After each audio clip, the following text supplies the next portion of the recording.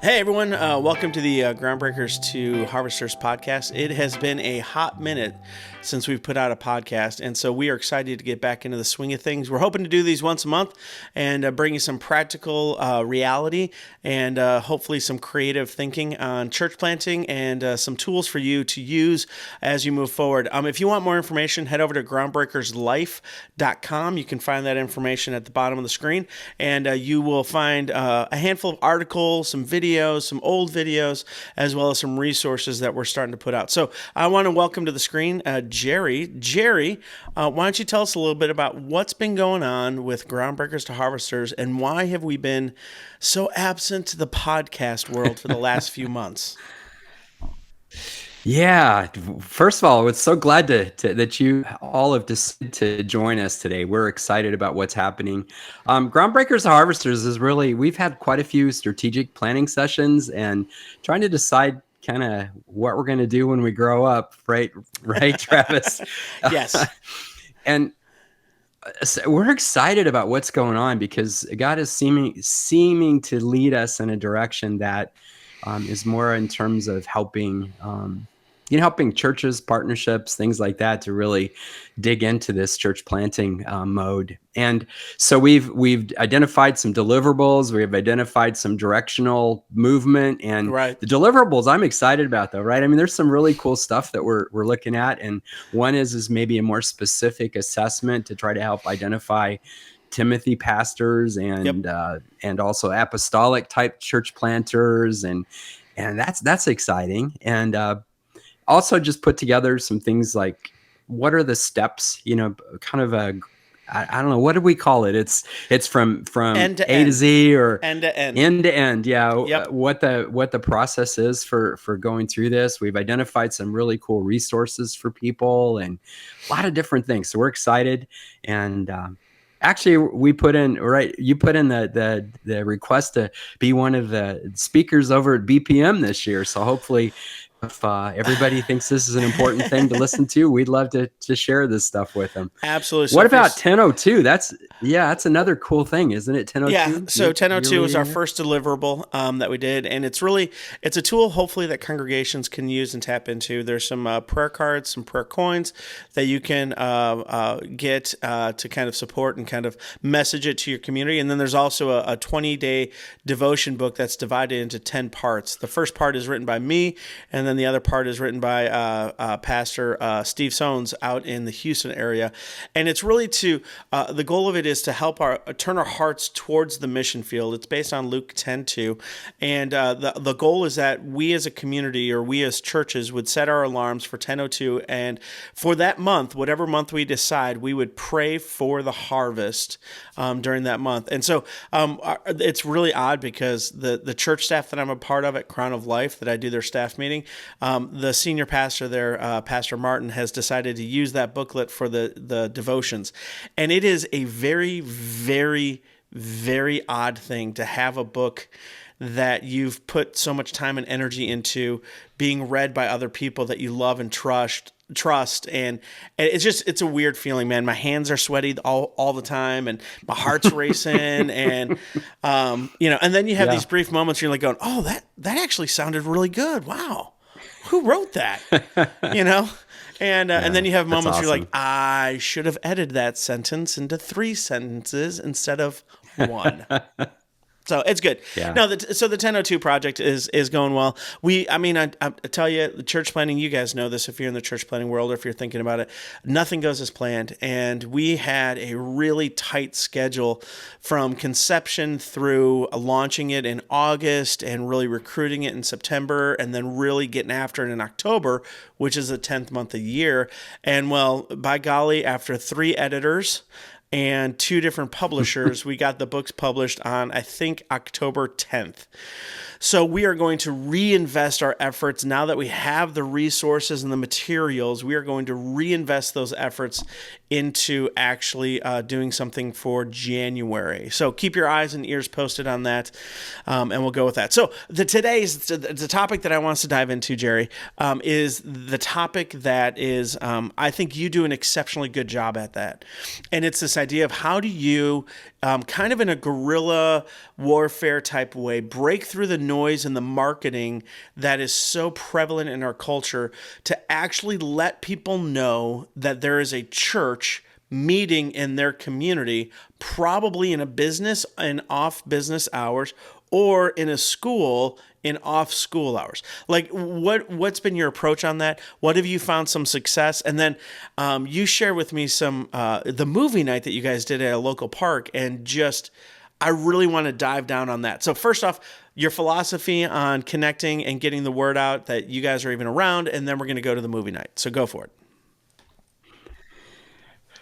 Well, just we've talked a little bit in some of the other podcasts about making sure that we are students or, I guess, learners in the community. And Right. so what we started doing, and I think what's really critical for any church plant or any church planting team or even a partnership churches together, is to really go into the community that they think that God is calling them into, and just be a student of the community and figure out what's important to those citizens there. Maybe what if some things that, because of budget cuts or because of COVID or whatever, things that they used to do that they really valued, but now they're not doing anymore because they don't feel like they can. And really just talk to the leaders, talk to the people in the community. And then once you do that, then also just keep your ears to the ground with all the people you meet. And that's the key here, is meeting people in the community, of course. And that means being out in the community and just asking questions, saying, man, if did they used to do things here differently? And if they did, what would you like to see come back? And what are some things that maybe the community is missing? And then figure out if y'all can do it, and then start using those things to get your name out in the community. I Yeah. love. So I love. that's kind of the start, right? Yeah, and I think the thing I want to highlight that you said, and you kind of glossed over, but I think is so important, and it's really where we struggle sometimes as church planners, is to take the time to actually ask the community what they need and what they want. And I think often we come in assuming what they need or what they want, and then we get frustrated because they're not responding the way we desire them to the great idea we had in our backyard in a planning meeting with some people, So I can't emphasize enough what you said. Man, take the time to ask, what's missing in your community? What do you love about your community? What would you like to see in your community? And as you start to ask enough people, there will be a picture of a space that God has uniquely carved out for you and your community to start to make a real impact and a real difference in. And so you started having those conversations with the people around you. You started having those conversations with the community. And what was the answer that you were getting? Well, over and over, the community here is a little Texas town. Yeah, we're a kind of a suburb of Waco, but we're a standalone little Texas town that has a really strong community. And they used at the city, they used to have community events in the park. They used to do all these different things that COVID hit, and then they've chosen not to do those things. And we started hearing some of the things they were doing.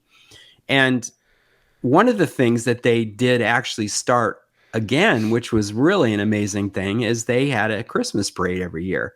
Oh. So last year we decided to do a float in the Christmas parade. So we built a birthday cake and said, "Happy birthday, Jesus." And there was, I think, 3,000 or 4,000 people along the route that we gave out cards to that said, "Hey, we're in the world here. We're worshiping, and here's the time." And we actually had people come to our worship because of that. So that's awesome. The city or the Chamber of Commerce actually is the one who does that.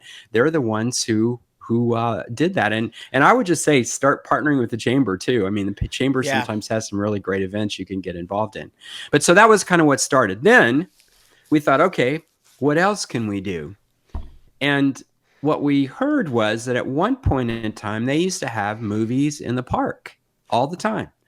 And all the families absolutely loved it because they could come, they could just hang out, the kids could run. There was no there was nothing that was better, they said, than really just being able to just do that. So we thought, can we do that? And I bet you found the answer. And the answer was? We did. You did. We said, let's try it. Absolutely. You know, and I think I love what our President Newman has said to us. He said, you know, do the work of a evangelist. Yes. And but he also says at the end of this, try things. Yes. Try be a church things that tries things. Be a church that tries. That's right. Things. And exactly. That's right. And so I'll just have to say this, and I think I've said it in some of our other podcasts. Consider everything you do as an experiment. Experiments can fail, experiments can succeed. So it's an experiment. So we decided to experiment with a movie in the park. So we called it, I know this is not real creative, but our name is Gathering. We called Gathering for a Movie. Wow. And amazing. So guess what? Our name got out there pretty well. So we thought, okay, so what do we do with this? And so then we, of course, had to work with the city to figure out what the park's requirements were, what the cost was going to be. We talked about, is there anybody we can partner with to maybe donate some stuff? We had to figure out all the licensing stuff on movies, which, let me tell you, that is a interesting thing. So what did you find out, or is there a website you could encourage people to go to make sure that, and guys, here's the challenge for us. We know that there's a right way to do things, and then there's an expedient way to do things. And we want to be people above reproach. And that means that we need to pay people what is due theirs, whether it be copyright for the worship songs that we sing on Sunday mornings, or licensing fees for the movies that we play publicly to folks. We want to do things above reproach. And so, Gerry, what did you find particularly about the movie and playing movies in the public setting? What did you find out there? What's really interesting about movies is there's a licensing thing that you can show them in your church to a member community, and that's a whole different thing than publicly broadcasting them and showing them in a place like a park. So we started digging into that, and what we found is that to publicly show a movie in a park or into a public setting, there's a lot of regulations and rules and ways to do it. And what we found is it can be very expensive. You can, depending on the site you go to, and there's multiple ones. I just encourage everybody to go do some research on it. Just say licensing movies for public viewing. But you can run into costs anywhere from $200 to $500 or more just for one showing, just depending on what the movie is. And so what we finally found is we went to a bunch of different places, and we finally found Outreach. We all have used outreach.com. And that's the one we've used lately. And it seems like that one is a little more cost effective, maybe would be the way to do it. But they have limited movies, so you got to figure out what you want to do with a movie, and then get the licensing. Have you ever tried that? I mean, you've ever tried to do a movie out in the public? So we've done movies in our backyard. And in our old neighborhood, we had great success with it because there was no public park for our neighborhood. And so this was the opportunity for families to get together, hang out. The parents hung out front, and the kids all were locked in the backyard with the fence and watched a movie. And it was fantastic. Since we've moved to Argyle, it's a very different type of community. And we tried it once, and it absolutely... And that's why I said, make sure you ask the questions of your community to understand them before you just assume, oh, Gerry did a movie night and it worked. We all should do a movie night. Doesn't work that way, man. It does not work that way. It doesn't. So you find the licensing, you throw it out there. Yeah. The first time you did, how many times have you done it now? 2 or 3 times? We've done it twice now, and we've got one scheduled for Christmas. And just let me tell you some more of the details around it, though, because you get the movie, but then you've got to figure out, how you're going to project it, what type of screen. If you rent a screen, they can be cost prohibitive too. But you've got it. And we found the park here in Robinson's called Peplow Park, and it has a beautiful little amphitheater. So we kind of put the screen up on the stage, but then, you've got to have pretty good projection, sound equipment, because you Yep. got to be able to hear it for quite a ways away. So then you've got to figure that whole thing out. And then, so the tech side of it, there's some tech part of it that you need to make sure works, but it worked out. So the first movie we showed was Sing 2, and we've purposely Good. chosen kids movies. Right. And so the first time we did it, well, let me just continue on some of the details around it. So you have to get your tech. You have to figure out what movie you're going to do. Then what we decided is, let's partner with some community partners. So we happen to be right next door to Brookshire's, which is a grocery store here. And we went and talked to him, and we said, hey, would you be willing to donate stuff? Well, it was in the middle of summer. He donated those icy pops. Oh, yeah, And yeah, so yeah. so we gave out icy pops to the kids, and then he donated bottled water and ice. So essentially, we didn't have to spend money on that, but there was a little bit of a snack, a little bit of things that the kids loved, of course, and so we did that too. But we also said there's got to be a little bit more than that, and in our community, we've partnered with a food bank called Shepherd's Heart Robinson Food Pantry, and we wanted to support them because that's part of our mission statement, is to serve others. And so we said, well, what about if we say suggested donation of a couple boxes of pastry or of pasta meals? And so we said that. So we collected some food for the food pantry.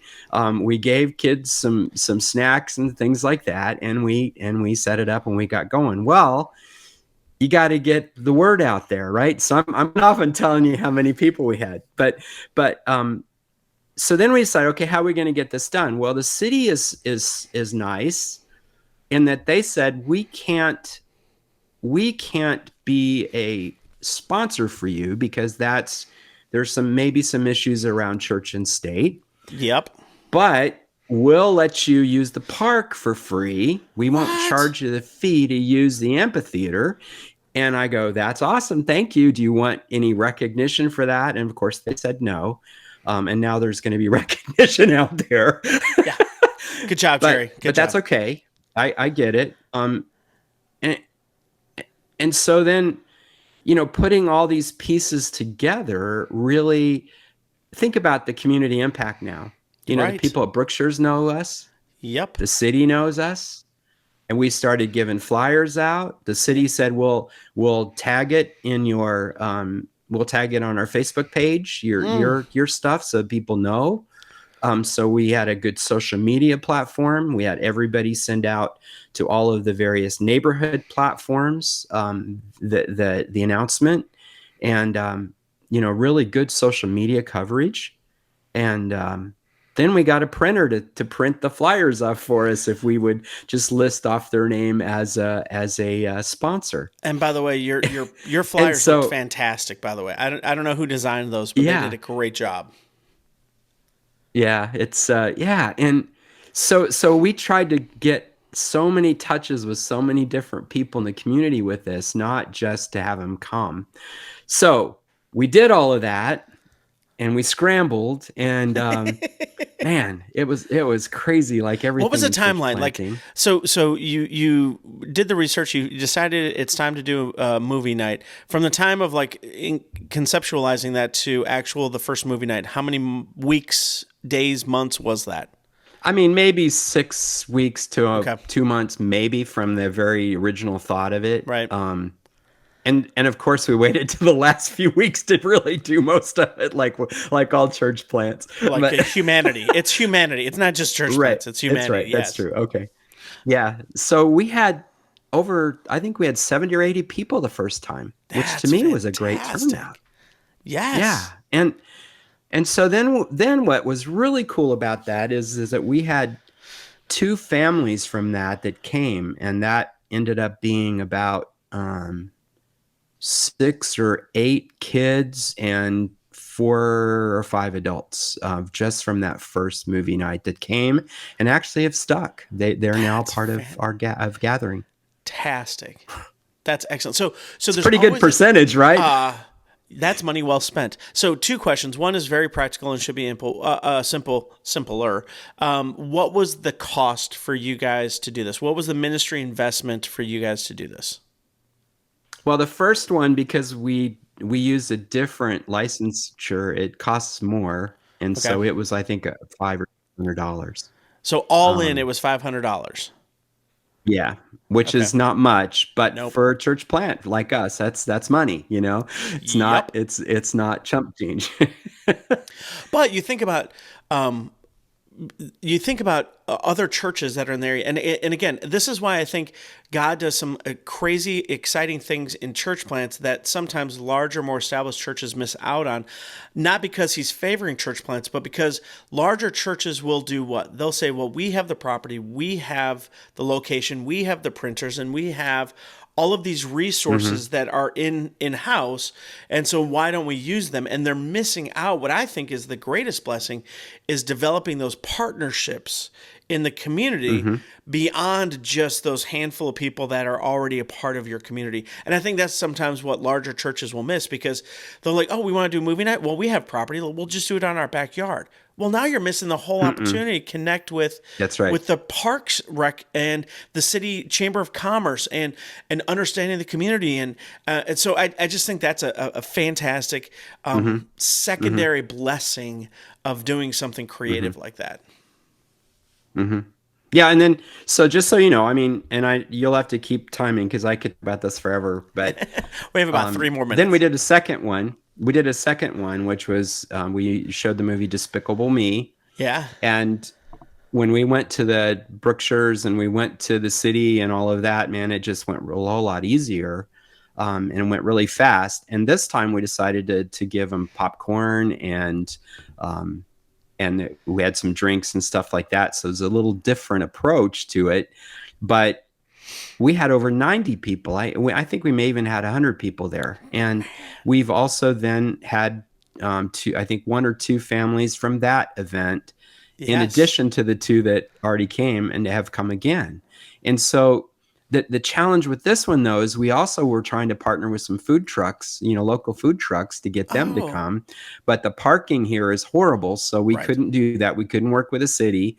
The city said, no, I'm sorry, we can't do that. And then we couldn't get through Brookshire's parking lot, which is real close. They couldn't do it either because of the red tape. Right. So then we decided, well, okay, I guess food trucks aren't in the offering here, but we were trying to do that too. Then we're bringing even more people in, and we have a local pizza guy that wants to do it, but we Right. cannot figure out a way to let him do it. And so, but another 90, 100 people.